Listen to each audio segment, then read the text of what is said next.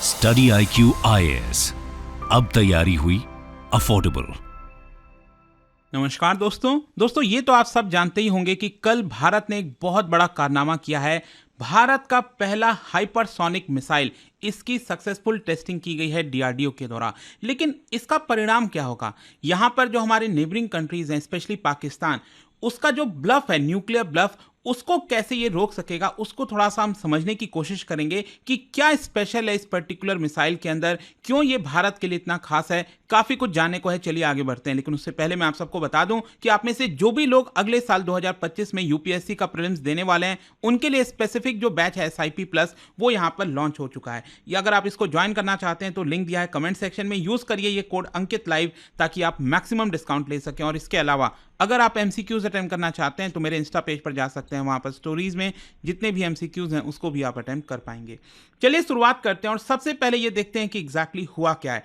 जैसा कि मैं आपको बता रहा था कि भारत की जो DRDO है, defence research and development organisation, उन्होंने कल 17 नवंबर को सक्सेसफुली फ्लाइट टेस्ट किया है भारत का पहला लॉन्ग रेंज हाइपरसोनिक मिसाइल। मतलब उसकी स्पीड बहुत ज्यादा होती है, कितनी है वो मैं आपको आगे बताऊंगा। लेकिन कहीं ना कहीं आपको यह समझना है कि ये जो पर्टिकुलर माइलस्टोन है, ये भारत को दुनिया के एक्सक्लूसिव क्लब में ला देता है, क्योंकि बहुत ही कम ऐसे देश हैं, हार्डली आप समझिए रशिया, चाइना और US, यही एक ऐसे देश हैं जिनके पास इस तरह की कैपेबिलिटी देखने को मिलती है। और बाकी भी कई देश हैं जैसे France, Germany, Australia, Japan, Iran, Israel, ये भी कोशिश कर रहे हैं कि इस तरह के जो मिसाइल सिस्टम है उसको डेवलप किया जा सके। तो आखिरकार ये जो मिसाइल है वो इतना डेडली क्यों है, वो थोड़ा सा समझेंगे, इसको डिकोड करने की कोशिश करेंगे। आप समझिए एक चीता क्या होता है, सबसे फास्टेस्ट एनिमल ऑन लैंड की हम बात करते हैं। लेकिन चीता अगर स्काईज की अगर हम बात करें, मतलब आसमान में, कुछ वैसा ही आपको हाइपरसोनिक क्रूज मिसाइल देखने को मिलेगा। यहां पर इसकी जो स्पीड है, it is beyond Mach 5। Mach 5 का मतलब यह हुआ कि 5 times the speed of sound. आपको पता ही है जो स्पीड ऑफ साउंड होता है वो करीब 1235 किलोमीटर पर आवर की स्पीड जो होती है उसको हम स्पीड ऑफ साउंड कहते हैं। तो यहां पर हम बात कर रहे हैं बेसिकली मैक 5 की, मतलब इसका 5 गुना ज्यादा स्पीड ये हाइपरसोनिक क्रूज मिसाइल का डेफिनेशन है। और इसके अंदर एडवांस प्रोपल्शन सिस्टम लगा होता है, स्क्रैमजेट हो गया जैसे। फिर इसके अलावा यहां पर ये इतना नीचे चलता है, लो और फास्ट होता है कि इसको डिटेक्ट करना बहुत मुश्किल है। मतलब आप समझिए जो हिमालयन स्नो लेपर्ड है ना, लेपर्ड होता है स्नो लेपर्ड, जिसको डिटेक्ट करना मुश्किल है, कुछ वैसा ही आपको स्टेल्थ कैपेबिलिटी देखने को मिलेगी। इसकी जो मैन्यूवरेबिलिटी है, मतलब हवा में ही जो अपनी ये दिशा चेंज कर सकता है, ये इसको सबसे ज्यादा खास बनाता है। क्योंकि यहां पर जब हम बैलिस्टिक मिसाइल की बात करते हैं, बैलिस्टिक मिसाइल तो बहुत से देशों के पास है कि आपने एक लॉन्च किया बैलिस्टिक मिसाइल और एक पर्टिकुलर पाथ में जाकर वो है गिरेगा, लॉन्ग रेंज का होता है। लेकिन यहां पर क्या है कि जो हाइपरसोनिक क्रूज मिसाइल है वो अपने डायरेक्शन को कोबरा की भी तेज स्पीड से चेंज कर सकता है। मतलब ये जा रहा है पृथ्वी के एकदम काफी लो अर्थ एल्टीट्यूड पर, और वहीं से अपना अगर उसको लगता है कोई थ्रेट है, अगर हमें लगता है कि अगर हमें थोड़ा सा दिशा चेंज करनी है, कुछ चेंजेस हो गए, तो वो अपनी जो दिशा है वो एकदम बहुत तेजी से चेंज कर सकता है, जो कि आज के करंट एयर डिफेंस सिस्टम के लिए डिटेक्ट करना बहुत ज्यादा मुश्किल है।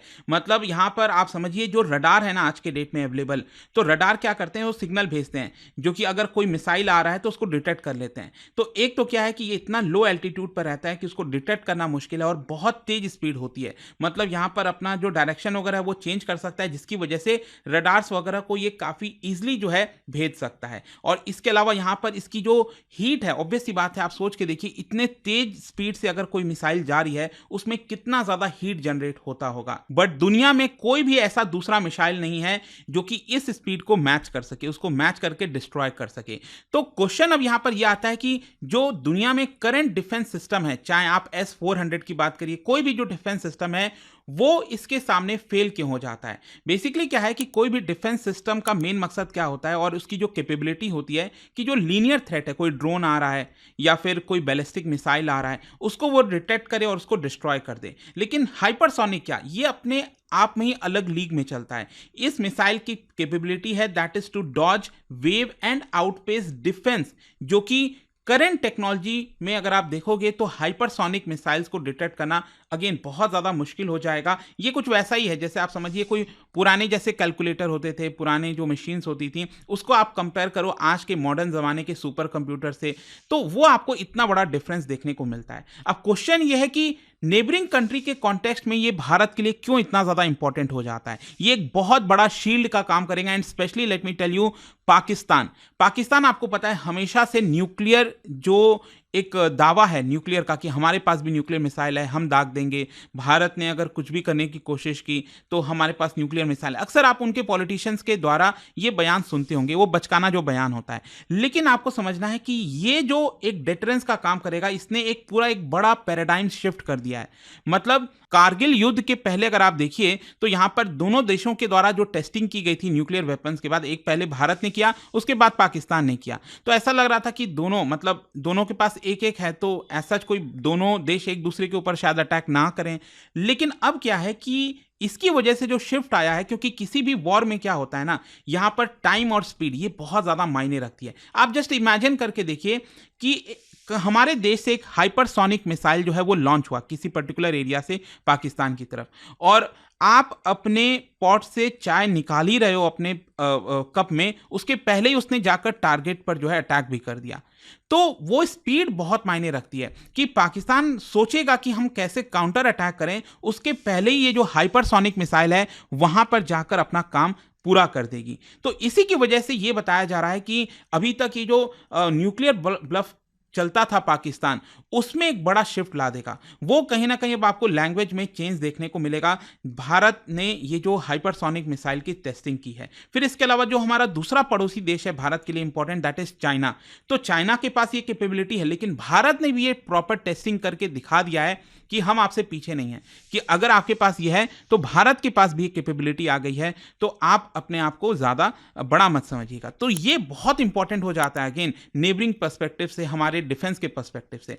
खैर, इसके अलावा मैं आपको बता दूं कि जो हाइपरसोनिक मिसाइल सिस्टम है, ऐसा नहीं है कि ये सिर्फ एक ही टारगेट को अटैक कर सकता है। यहां पर इसके अंदर अगर आप प्रोग्रामिंग करो सही से तो ये मल्टीपल जो टारगेट्स होते हैं, मल्टीपल, उनको भी टारगेट्स कर सकता है और उसको डिस्ट्रॉय कर सकता है। फिर इसके अलावा यहां पर एक और अच्छी बात यह है कि भारत के पास जो एग्जिस्टिंग फ्लीट है हमारे पास, जैसे मिराज 2000 हो गया, सुखोई हो गया, वहां पर भी हम इसको डिप्लॉय कर सकते हैं उसमें अटैच करके। तो ये चलता फिरता, आप समझिए आसमान से भी अगर हम कोई ऑर्डर पास करते हैं तो ये आसानी से दूर दराज तक भी कहीं पर जाकर अटैक कर पाएगा। फिर इसके अलावा एक इंपॉर्टेंट चीज हो जाती है, दैट इज स्ट्रैटेजिक ऑटोनॉमी। देखो, भारत के लिए लंबे समय से समस्या क्या रही है कि हम ज्यादातर केस में डिफेंस के मामले में दूसरे देशों के ऊपर काफी डिपेंडेंट रहे हैं, चाहे वो यूएसए हो या फिर ज्यादातर रशिया के केस में आपको पता है हम काफी डिपेंडेंट रहे। तो इसी की वजह से क्या एक खतरा हमेशा से रहता है कि कल के डेट में एक्चुअल में जब युद्ध होगा तो क्या हमें उसके जो पार्ट्स हैं उसकी सप्लाई की जाएगी कि नहीं, क्या जो हमें रिक्वायरमेंट होगा वो हमें दूसरे देश से मिल पाएगा कि नहीं। तो ये जो डिपेंडेंसी है वो कहीं ना कहीं भारत को हमेशा अखरती थी। लेकिन इस मामले में, हाइपरसोनिक मिसाइल सिस्टम के मामले में, हम इंडिपेंडेंट निर्णय ले सकेंगे। यहां पर किसी के ऊपर डिपेंड होने की जरूरत नहीं है। कितना भी आप कह लीजिए, जैसे मान लीजिए आज के डेट में चाइना क्या करता है, पाकिस्तान को अलग अलग टेक्नोलॉजी प्रोवाइड करने की कोशिश करता है। जैसे कि भारत जो है इसरो के माध्यम से बहुत सारे रॉकेट लॉन्च कर रहा है, तो रिसेंटली पाकिस्तान का भी जो सैटेलाइट है उसको भी लॉन्च किया गया है। तो इसका मतलब ये नहीं कि पाकिस्तान के पास कोई बहुत ज्यादा कैपेबिलिटी आ गई है, वो तो चाइना जब हाथ खींचेगा खींच सकता है। तो आप हमेशा दूसरे देश के ऊपर डिपेंडेंट होते हो, आपको अपने आप में काफी इंडिपेंडेंट बनना है। और ये जो स्ट्रैटेजिक ऑटोनॉमी है वो एक अपने आप में कमाल की बात है। फिर यही नहीं, यहां पर एक और इंटरेस्टिंग चीज मैं बताता हूं। देखो, हाइपरसोनिक मिसाइल के लोग सोच रहे होंगे कि इसको लैंड से लॉन्च किया जा रहा है, लेकिन इसके अलावा भी आप इसको समुद्र में, सी पर भी लॉन्च कर सकते हो। अब आपको पता है भारत का बहुत बड़ा एरिया, इंडियन ओशन रीजन पूरा जो है काफी बड़ा एरिया है। तो क्या होता कि कल के डेट में अगर मान लो चाइना जैसे कि for example string of pearls वगैरह बनाने की कोशिश कर रहा है, तो अब हम अपने वॉरशिप्स पर, जो बड़े बड़े वॉरशिप्स होते हैं, वहां पर भी इसको डिप्लॉय कर सकते हैं, इस हाइपरसोनिक मिसाइल को।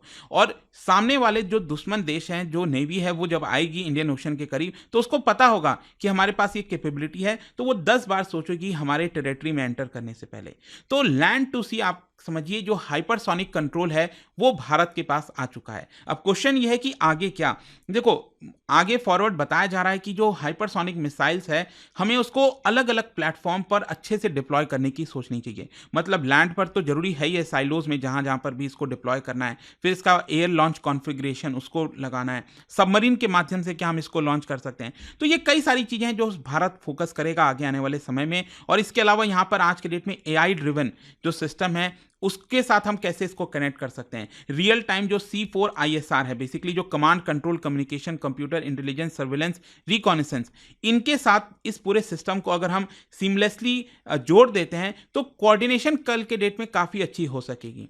तो hypersonic missile is more than just a feather in India's defence cap. ये पूरा का पूरा पिकॉक है जो कि भारत के लिए वरदान साबित होने वाला है। तो आई होप कि इस वीडियो के माध्यम से आपको समझ में आया होगा इसकी जो महत्वता है हाइपरसोनिक मिसाइल्स की। और जाने से पहले एक इंटरेस्टिंग क्वेश्चन, रिसेंटली क्या आप बता सकते हो जो माहे, मलवान, मंगरोल, ये जो नाम है ये किस चीज़ के हैं जो भारत ने रिसेंटली लॉन्च किया है?